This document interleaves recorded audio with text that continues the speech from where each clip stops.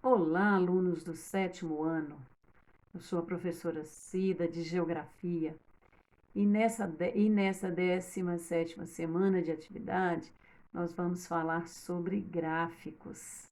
Muito interessante, tá? De aprender, elaborar e interpretar gráficos de barras, de setores, histogramas, tá?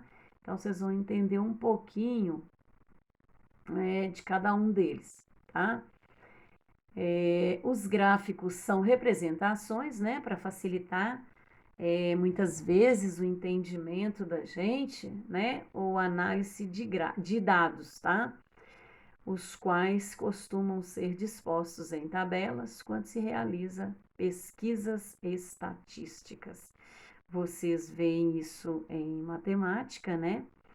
Mas a geografia você utiliza muitos gráficos, então a gente não pode deixar de dar uma clareada, né? Uma explicaçãozinha para vocês, para não passar batido. E existe uma variedade de gráficos, dentre os quais podemos destacar os gráficos de coluna, em barras, pizza, né, que é aquele de setores, mas a gente fala gráfico de pizza, porque fica lá parecendo as fatias, né, idênticas à fatia de pizza, gráfico de área, de linha e rede. E essa palavra aí, né, meio que desconhecida, mas nós vamos entender um pouquinho dela. Histograma, o que é um histograma? É uma ferramenta também de análise de dados, tá? Que apresenta diversos retângulos justapostos, barras verticais, tá? Então, alguns elementos importantes que estão incluídos nos gráficos também são título, geralmente possui um título a respeito da informação que será apresentada, tá? A fonte que é muito necessária, tá? Que é muito importante. Os números, né? Utiliza-se muito os números e as legendas, tá? Então, deixa eu falar um pouquinho para vocês sobre o título. Como que a gente vai pegar um mapa, por exemplo, um gráfico sem título? Eu vou entender do que ele está falando? Não. Ou os dados que ele quer me mostrar? Não, eu não vou entender. Então, precisa ter um título, sim, tá? Tanto o gráfico como o mapa precisa ter um título, tá? E através desse título você entende rapidinho do que ele está falando. Se ele está falando de pessoas, de cidades, de uma área de desmatamento e por aí vai. São vários títulos, são várias formas, né? Outro dado importante é a fonte, né? Você precisa saber de onde as informações foram retiradas, tá? Então é muito importante. A gente quando manda a atividade para vocês, a gente não, a gente coloca, né, abaixo a fonte. Então, para isso, para vocês terem acesso, para vocês saberem de onde foi tirada, tá? Essa informação. Os números, a gente utiliza muitos números, né? Para indicar quantidade, tempo, como por exemplo ano, mês, trimestre, se é bimestre, tá? E por aí vai. Legendas. O que seriam as legendas? Muito importante, né? Porque junto às legendas a gente tem as cores que vão destacar as diferentes informações ou os dados, né? E períodos, tá? Que são utilizados. Por exemplo, vem umas linhas pontilhadas, vem alguns outros desenhos, que a gente fala desenho, mas no caso não é a legenda, né?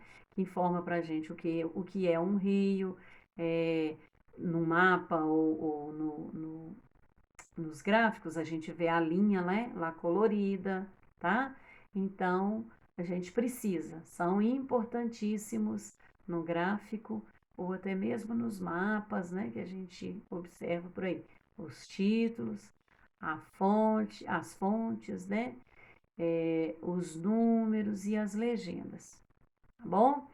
E logo abaixo eu coloquei para vocês como exemplo, né? Para vocês entenderem o que é o gráfico de área, os gráficos de coluna, gráficos em pizza, né? Que a gente fala também o gráfico de setores, né? E o histograma, temos todos eles logo aí, ó. Gráficos em linhas, tá? Que está acima, o gráfico de rede, né? Ficou meio que fora do lugar aí na hora de formatar, mas observem bem, o gráfico de áreas, né? Ele está acima aí do gráfico em rede, onde está escrito gráfico em rede, mas na realidade o gráfico em rede é esse que está com o desenho parecendo um losango, tá? Aí logo abaixo, logo do lado aí vem o gráfico em linhas, tá? Vocês vão observar aí essas linhas, uma para cima, outra para baixo, tá? Isso aí é um gráfico em linhas. Os gráficos em barra, vocês vão observar também que ele é diferente, né, do gráfico de coluna, porque o gráfico de coluna está mostrando como se fosse uma coluna mesmo, quando faz colunas assim, de casa, nas escolas mesmo a gente vê, né, aquelas pilastras, né? Então aquilo a gente chama de coluna. Esse aí é o gráfico de coluna. Agora, o de barra não se pode confundir, tá? O de barra, ele já está